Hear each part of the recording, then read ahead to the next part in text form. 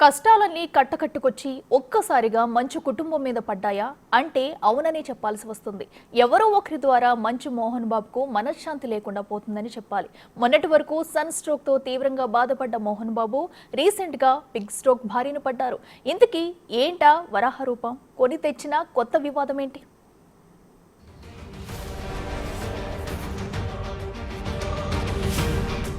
Collection king Mohan Babu time పూరా bad గా నడుస్తున్నట్లుంది చూస్తుంటే.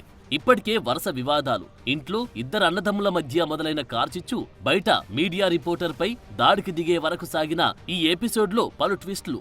లాస్ట్ కి తన గన్స్ ని కూడా సబ్మిట్ చేయాల్సిన పరిస్థితి. మోహన్ బాబుపై కేసు నమోదు, అరెస్ట్, విచారణ మధ్య రకరకాల ఊహాగానాలు. కాసేపు పారిపోయారని, ఇంకాసేపు ఆయన తిరుపతిలోనే ఉన్నారనే వార్తలు వెలువడుతున్న వేళ తాజాగా మరో వివాదం. అదే అడవి పందులను వేటాడ్డం.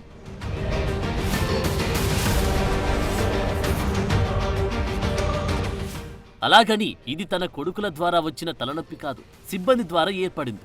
జల్పల్లిలోని మోహన్ బాబు నివాసం వెనుకున్న అటవీ ప్రాంతంలో విష్ణు మేనేజర్ కిరణ్, ఎలక్ట్రీషియన్ దుర్గప్రసాద్ అడవి పందిని వేటాడారు. వేటాడిన అడవి పందిని వారు మోసుకొస్తున్న వీడియోలు సోషల్ మీడియాలో వైరల్ అవుతున్నాయి.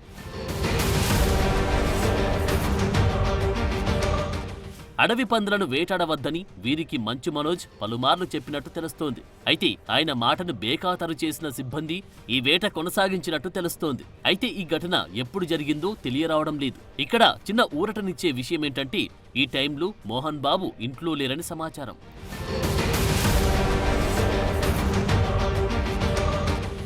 ఉన్న గొడవలు చాలవన్నట్టు ఏంటి కొత్త గొడవ అర్థంగాక తలపట్టుకుంటున్నారు మోహన్ బాబు.